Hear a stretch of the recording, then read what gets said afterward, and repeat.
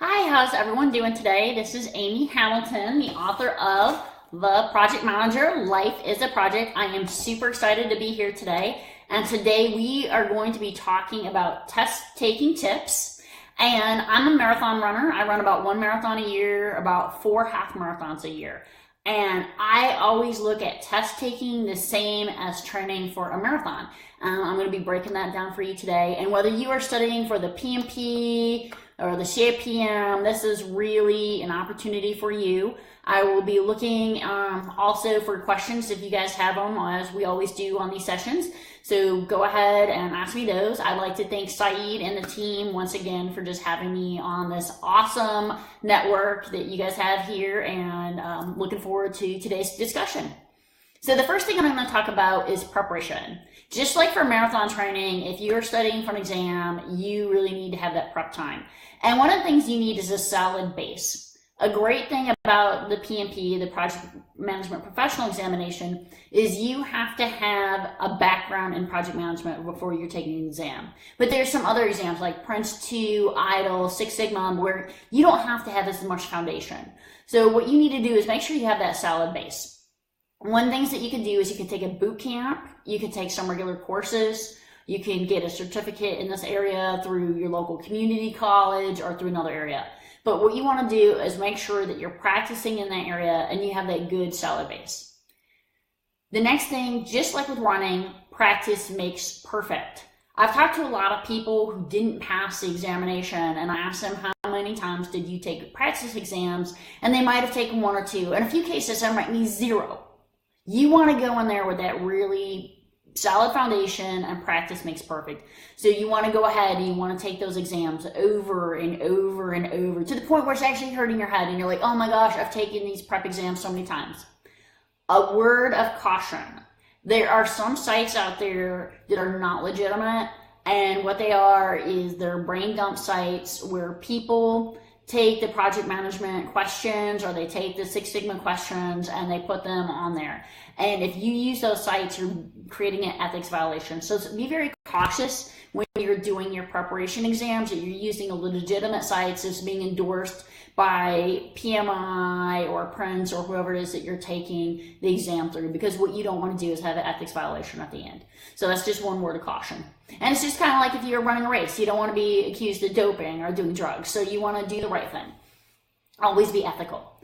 The other thing that you want to do is you want to make sure you're like at that really strong, like 80%. So when you're taking the examination, and whether it's EIDL or PMP, you're just taking it over and over, you want to make sure that you're scoring about 80%, and then you're going to be ready to take that exam. And Nader, I see your question there, and hopefully this is going to answer that as we go through these 5 different steps in preparing for your PMP today. And if you still have questions at the end, let me know. I'd be more than happy to help you out with that. So we talked about the preparation phase.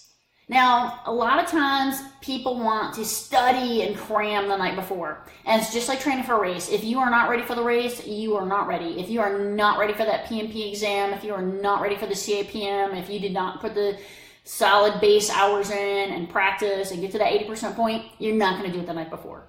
The night before, what you need to do is get everything ready for the next day. So what you want to do is, what clothes are you going to wear? Do you have a map to the location that you need to go to? You want to put all that out there, because what you want to do is make sure that when you get up in the morning, you are able to focus on your day ahead. You don't want to be scrambling around your house looking for your car keys. That is not the way that you want to start when you're going to take a major examination for a certification. The other thing, and this can be hard, I have a problem with it myself, is you want to eat a good meal. You want to get up in the morning, if you're the night before, you want to make sure that you have that good meal the night before. You might be sick to your stomach, but you want to have that good meal. And the other thing you want to do is you want to get plenty of sleep. It's really tempting to say, oh, I'm not ready for this examination, I'm going to cram for the examination the night before. Don't do it. You want to get to sleep. And be as refreshed as you can the day before, because if you get up the next day and your brain is tired, you're not going to perform. So all those base hours that you put in, all that study time you put in, is not going to be what you want it to be. The next thing that you want to do is you want to look at the morning of. And this is where you want to have a good breakfast. You might not be a breakfast person, but try to just eat something. If it's just like a banana or a bowl of oatmeal, if you're a coffee drinker, get up and have that cup of coffee. It's going to really help you out. The other thing is allow yourself plenty of time to get to the location. One of the things that can be really bad is you get up in the morning, you're running late, you're not prepared, maybe you didn't lay things out the night before like you should, and you're just rushing around your house, and then you're trying to get the exam site. If you get caught in traffic, sometimes they will not let you take the exam if you're past the exam period time. So you really want to make sure that you get there and you're on time, you know where the location is, you've mapped it on your GPS, or if it's local, maybe you've already been there before and you've seen how long it'll take you to get there.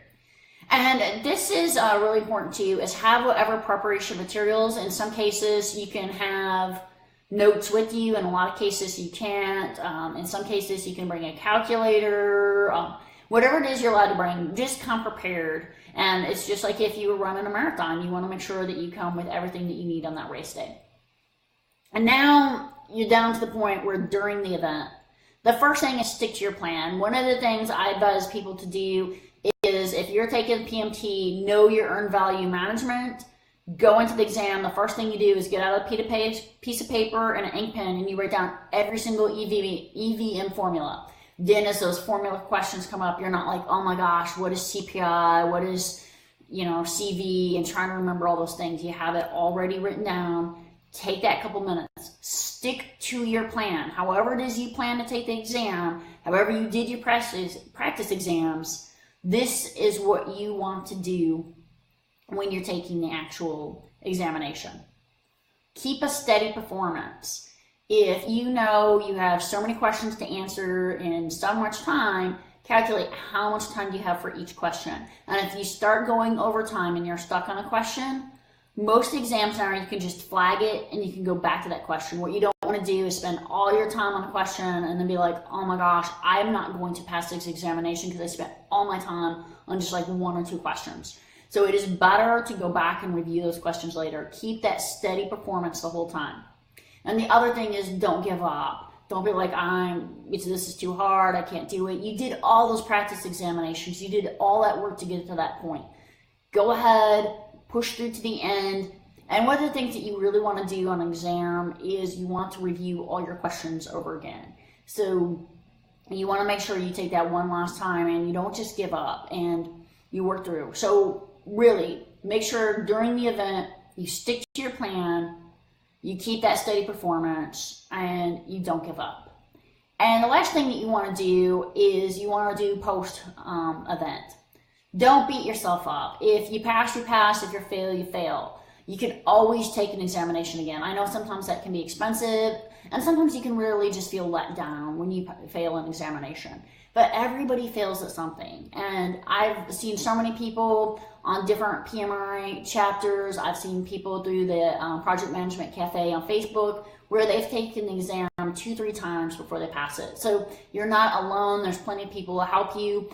If you're out there and you're struggling right now, please reach out to me, reach out to other people on the Project Management Network, and we're more than happy to work with you to try to help you to get to where you need to be. So don't beat yourself up. If at first you don't succeed, try again. And that's true for a marathon. I know.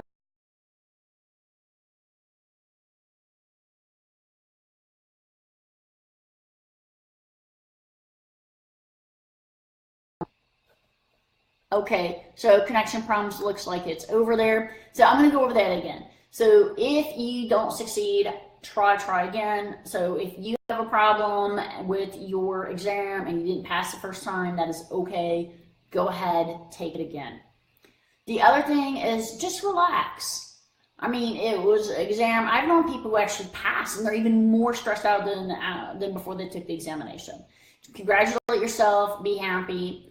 And one of the things that you can do is reflect and review what did you do well, what did you not do well, what could you do better next time.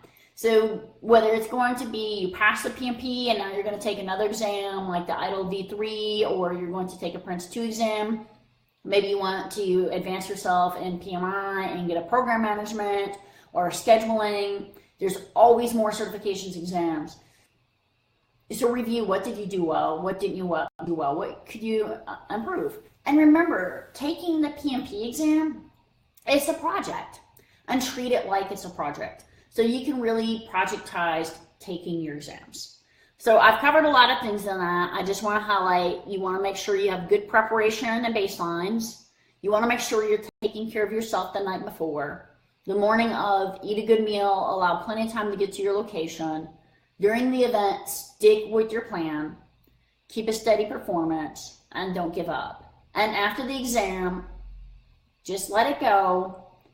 Take your lessons learned, and if at first you didn't succeed, just try again. I see a couple comments on beginning in PMP for software. What can you advise for being a professional? Well, I guess my first question is are you asking about project management software? Are you saying you're a software developer? And if you're a software developer, are you using Waterfall or are you using Agile? Two different methodologies. Generally for software, you're going to use Agile, and if you haven't taken a look, I would go into some Scrum techniques, and we did a Waterfall versus Agile, I think about a month and a half ago. You could go back and review that, and if you want more details on Agile, always happy to answer some additional questions. And then Basim, simple definition of a project chart. So the project charter, I think, is what you're asking about, and your project charter is your initial document for kicking off your project, and that's really where you're defining the scope of your project. And Mohammed, I see you are using Agile. Great. So we can cover more on Agile methodology on another session. If you are studying for your traditional PMP exam, Agile is not going to be covered. It's going to cover your Waterfall. Project management, PMI, the Project Management Institute, only recently started to embrace Agile as a concept. And what I'll do is add it to the list of topics. For those of you who might not have been one of these before, we do a Facebook Live session on the Project Management Information Facebook page every other Monday at 18:30 Central European Time. I really appreciate everyone being here. I especially want to thank Saeed and the team for having me. If you want to check out this article, it's posted on my website at amyhamilton.com. And this is Amy Hamilton, the project manager. Life is a project. And remember, if at first you don't succeed on taking your project management professional examination, try again. Thanks for everyone out there.